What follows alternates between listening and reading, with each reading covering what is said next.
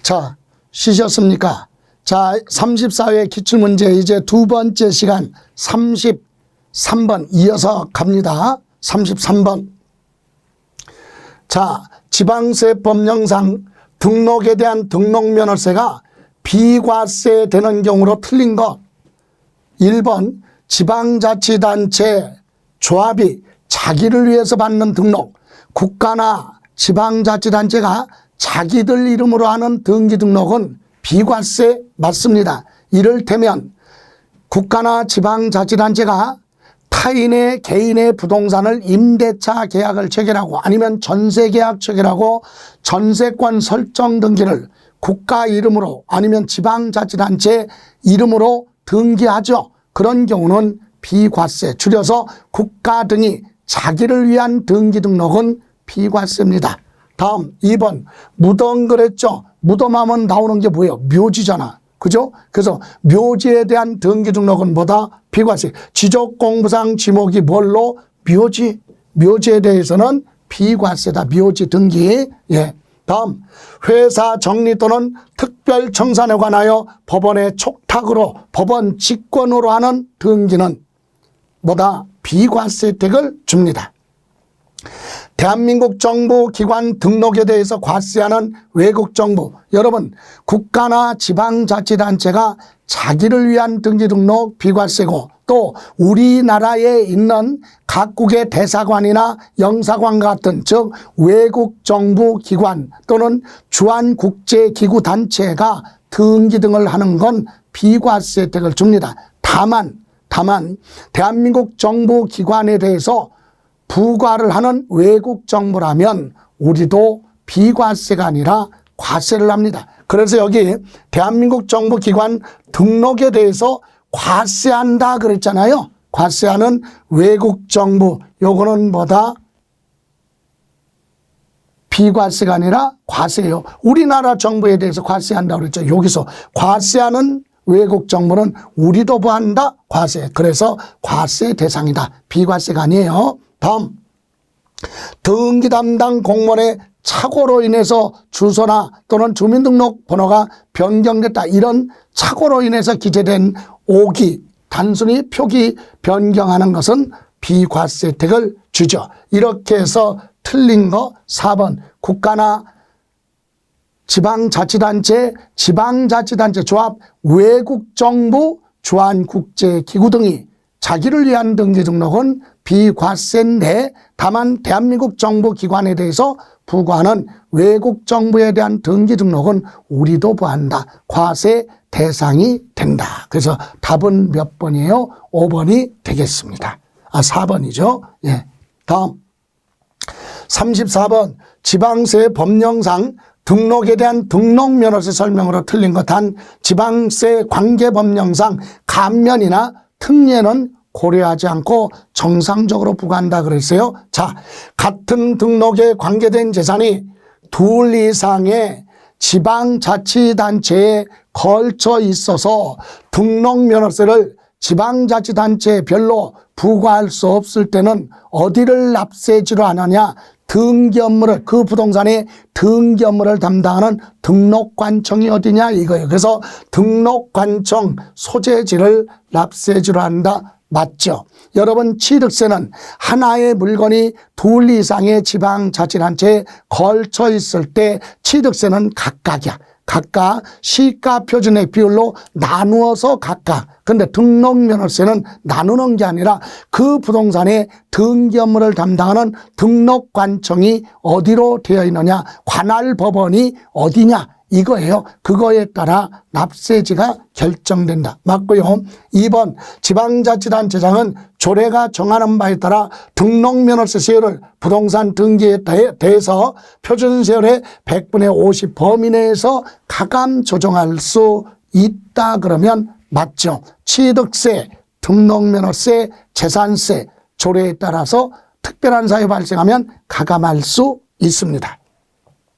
주택의 토지와 건물을 한꺼번에 평가하여 토지나 건축물에 대한 과세 표준이 구분되지 않으면 어떻게 한다? 한꺼번에 평가한 개별 주택 가격을 토지와 건축물의 가격 비율로 나눠서 구분하는 겁니다. 개별 주택 같은 경우 건물하고 토지하고 합쳐서 고시가 됐잖아요. 그걸 나눌 때는 가격 비율로 시가 표준의 비율로 나눠줘야 된다.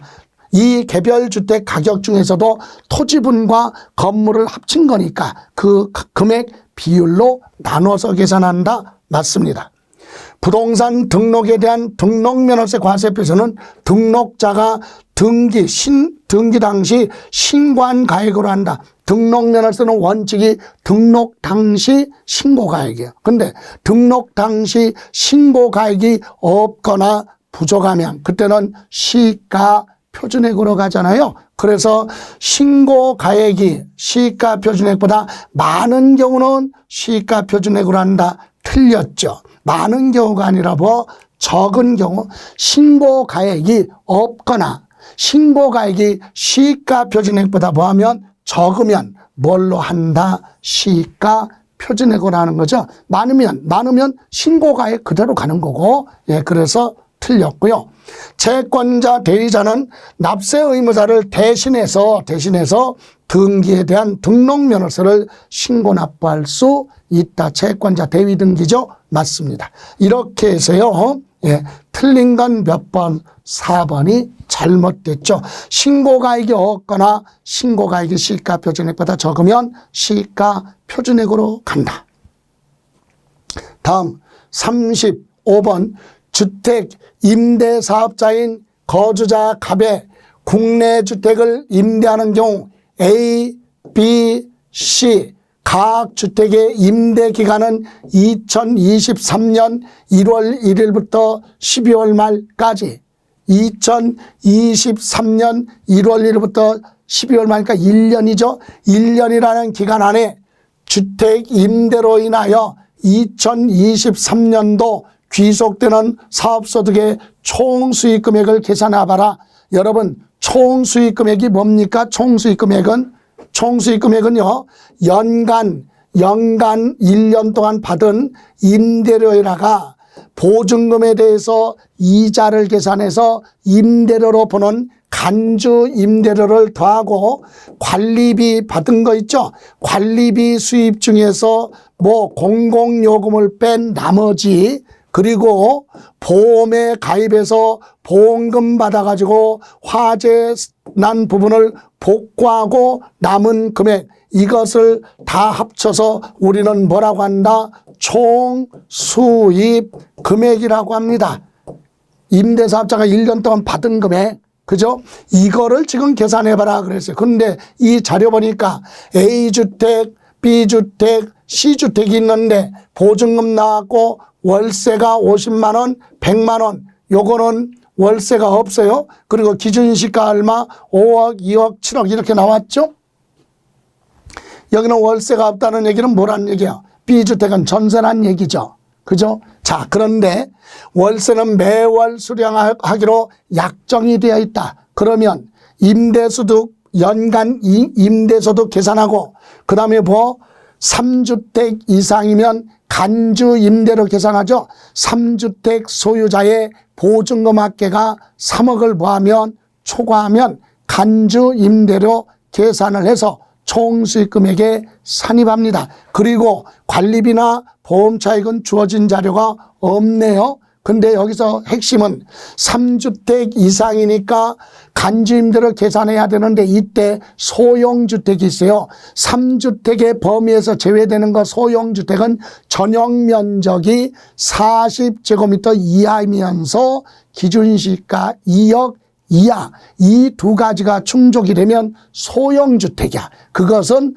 주택수에서 빼라. 간주임대로 계산 안 한다 얘기예요. 그래서 자 지금 내용을 보면은 정리해보면 첫 번째 간주임대로 계산해야죠. 간주임대로 보면 주택이 몇 개요? 3개. 그런데 여기서 B 40제곱미터 이하고 기준시가가 얼마? 2억이니까 소형주택이죠.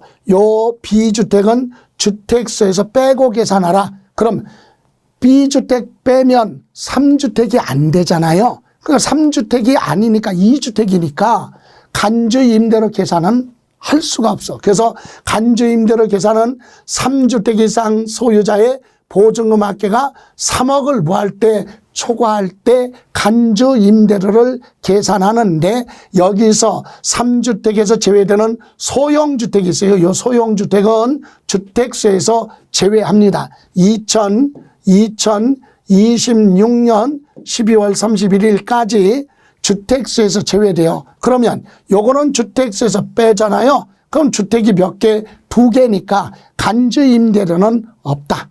그죠? 간주 임대료 계산 안 해요. 그럼 요번에는 그래서 요거는 소형주택이니까 제외다. 다음 그럼 총수익금에 간주 임대료 없으면 첫 번째 A주택은 월세가 50만 원이에요. 그래서 A주택 50만 원 곱하기 12개월 그러니까 600만 원. 또 C주택 있죠. C주택도 임대료가 100만 원씩 12개월이니까 1200만 원. 그래서 합쳐서 간주 임대료 계산은 안 하지만 임대료 총수익 금액은 합쳐서 1,800만 원이 되는 겁니다. 그죠? 그러니까 계산 문제가 있다고 해서 어려워하는 게 아니라 아무리 계산 문제가 있어도 이론 지문 하나는 알아야 되잖아요. 3주택 이상 소유자의 보증금 합계가 3억을 초과할 때 간주 임대료 계산을 하는데 다만 3주택 범위의 소형주택은 빼라.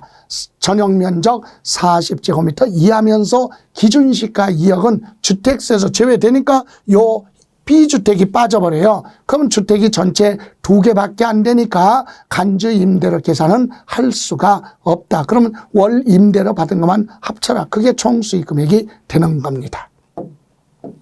자, 다음 36번. 소득세 법령상 양도록세 양도 또는 취득시에 관한 설명 틀린 거 그랬습니다.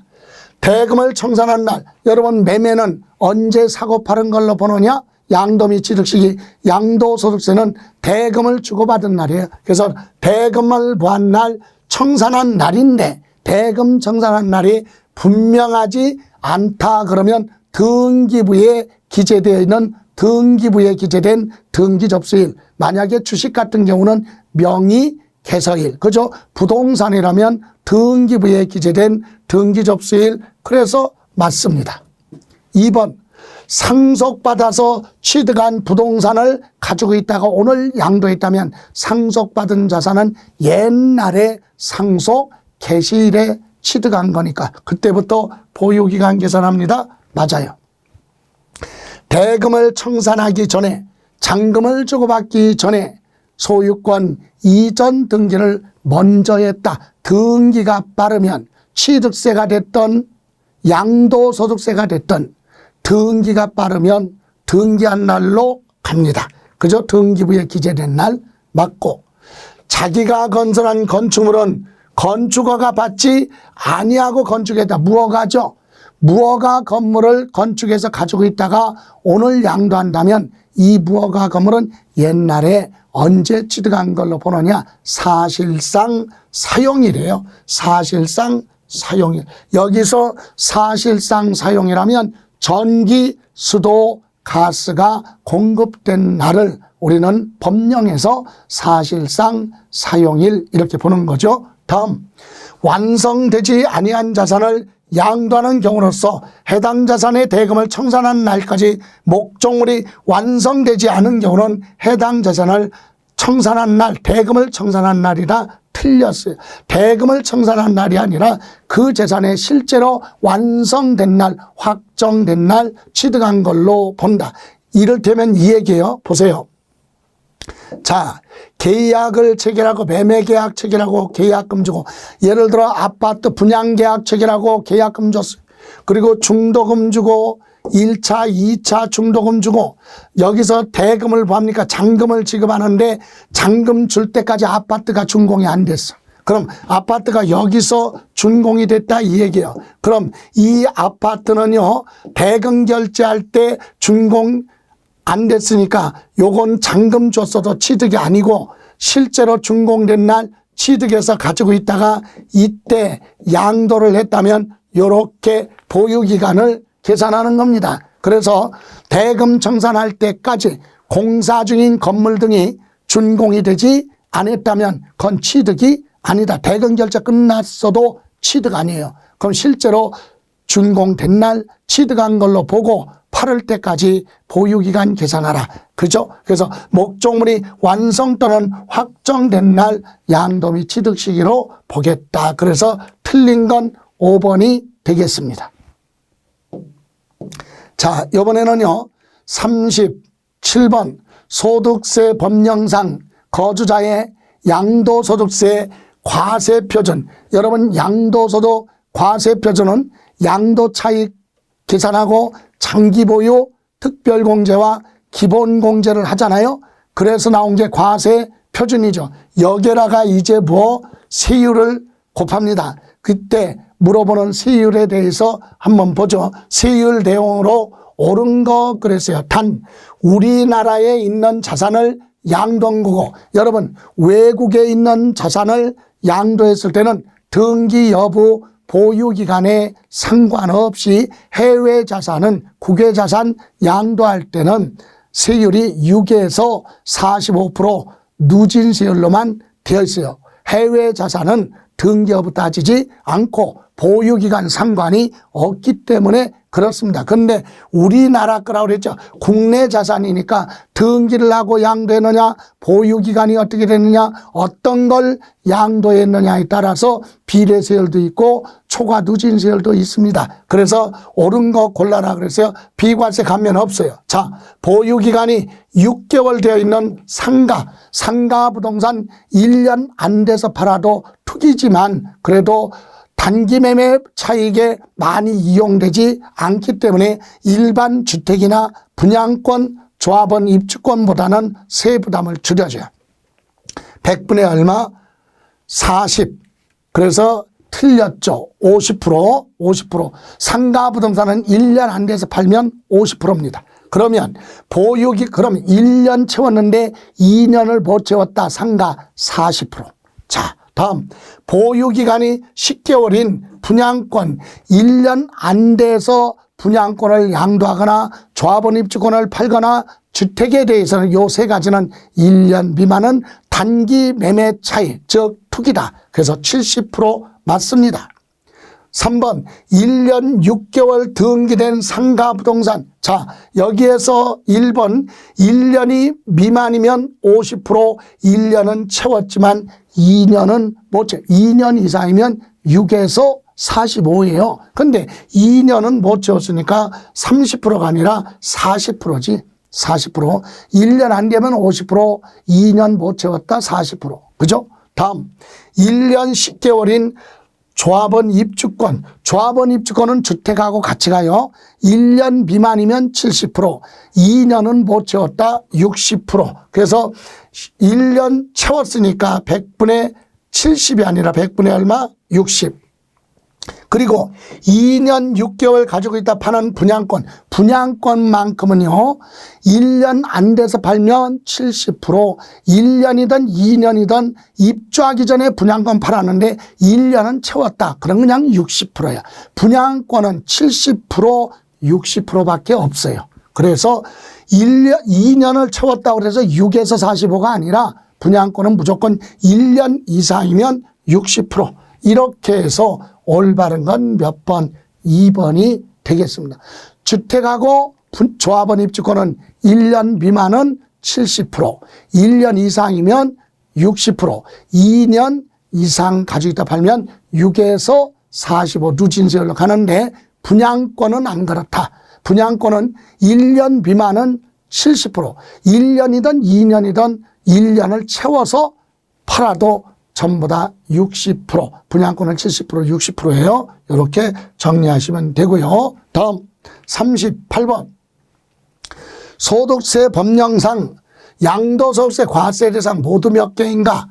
단 국내, 여러분 국내 자산이냐 국외 자산이냐 차이점은 국외 자산은 등기 여부를 따지지 않는다. 그죠? 예, 그래서 국내 자산이니까 전세권 등기가 됐던 등기 안 된 전세권이든 양도했을 때 과세 대상 맞아요. 다음 임차권은 등기된 부동산 임차권만 매매가 됩니다. 그럼 등기 안 된 부동산의 임차권은 양도소득세 과세 대상이 아니다.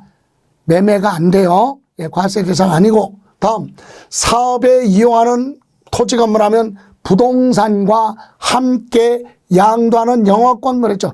부동산과 같이 양도하는 영업권 과세 대상. 그럼 반대로 부동산과 별도로 단독으로 양도하는 영업권은 과세 대상이 아니다. 다음, 여기서 많이 실수를 했어요. 너무 쉬워서 무심코 간 거.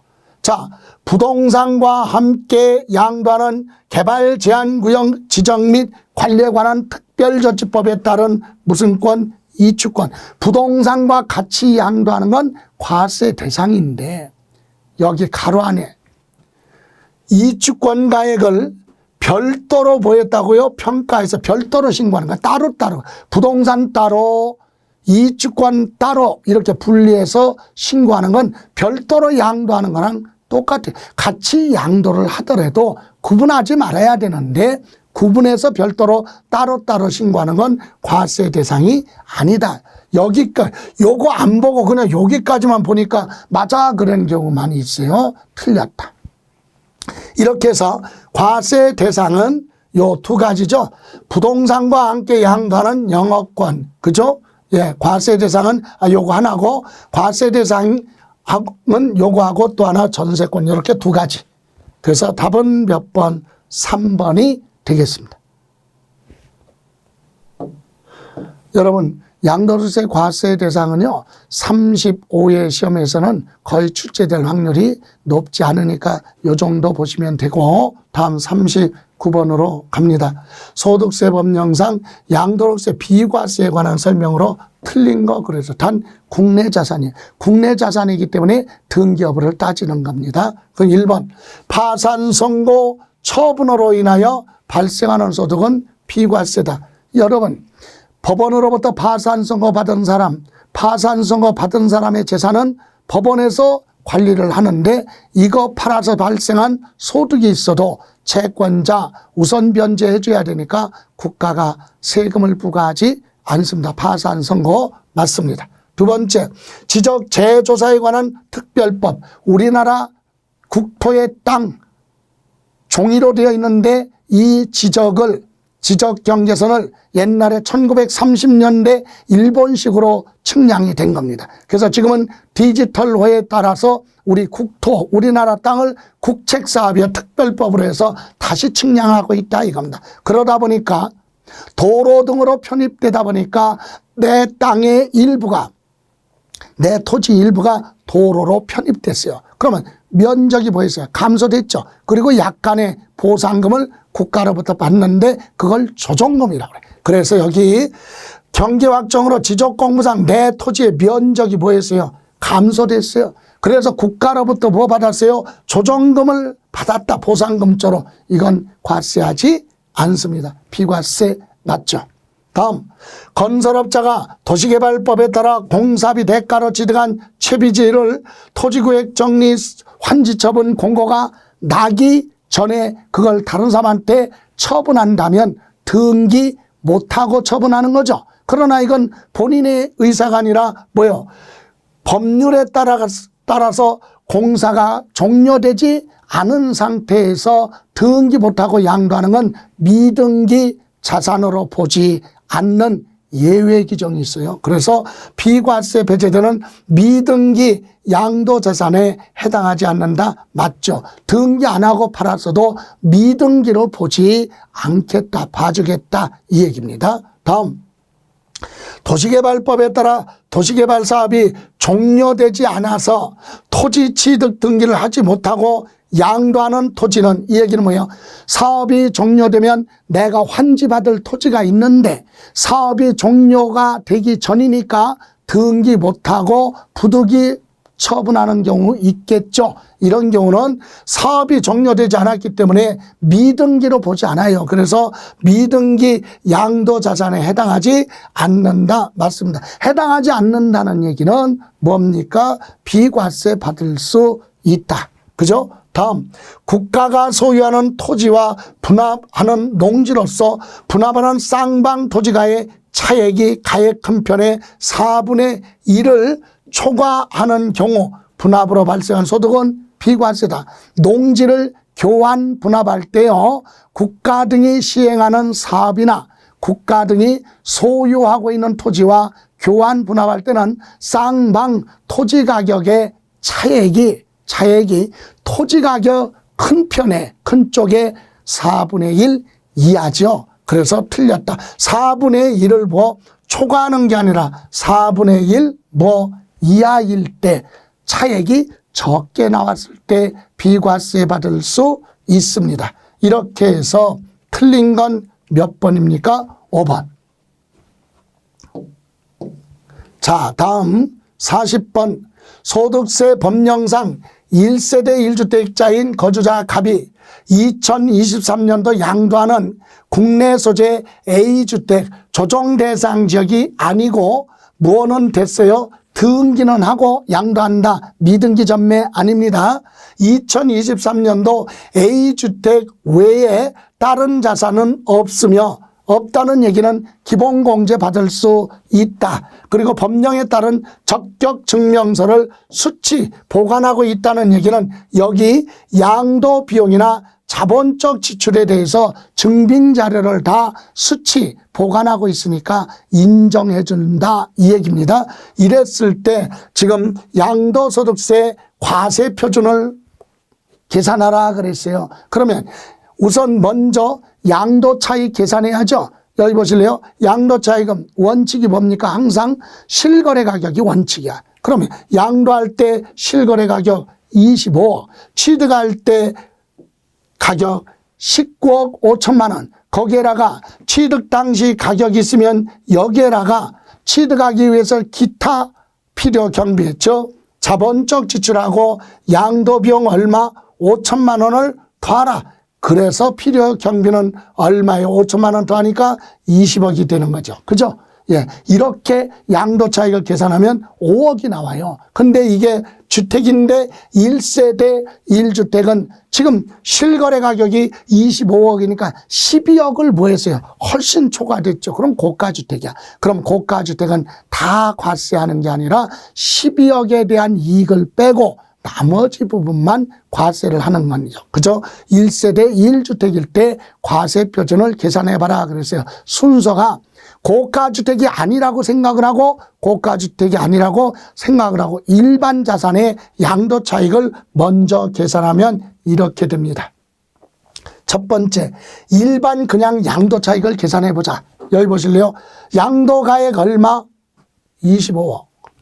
취득 가격 여기 19억 5천만 원. 여기에다가 자본적 지출 양도 비용 합쳐서 5천만 원 발생했죠. 요렇게 해서 이게 필요 경비야. 그럼 합치면 요거 합치면 얼마예요? 20억.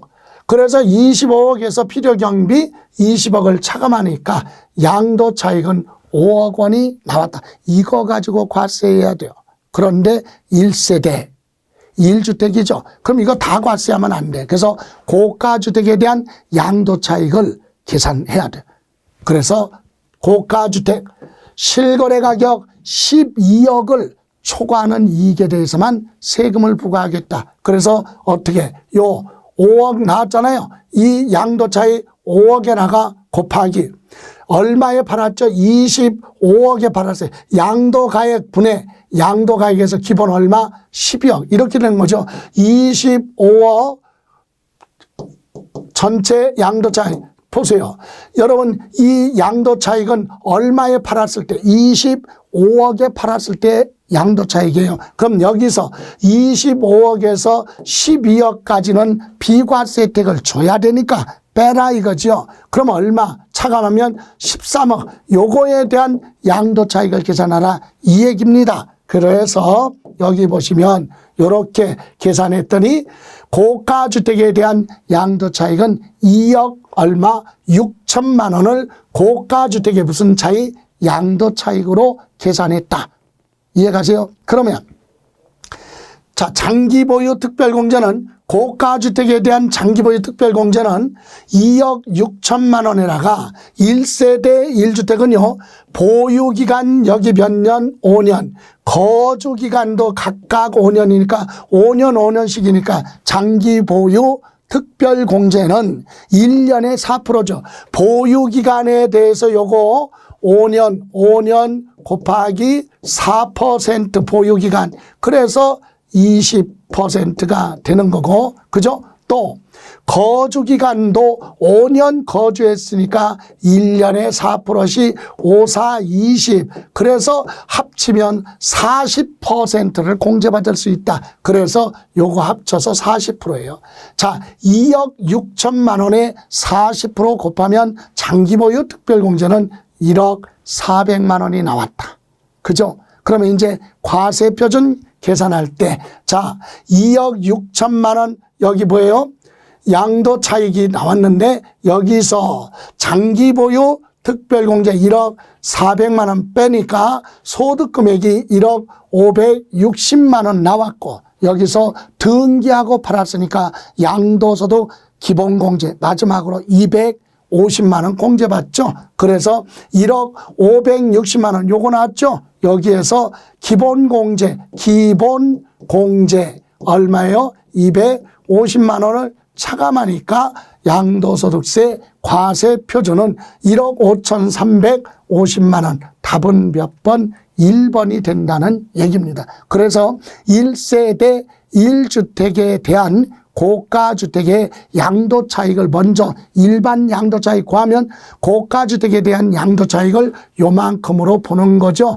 여기에다가 장기보유 특별공제는 1세대 1주택자에 대해서는 보유기간에 1년에 4%, 거주기간에 1년에 4%, 합의 8%까지 해서 최고 80%까지 공제받을 수 있다. 그리고 이거 외에 다른 거 양도한 거 없으니까 기본 공제 250만 원을 마지막으로 공제를 받았어요. 그래서 과세 표준이 1억 5,350만 원이 되었다라고 하는 내용이에요.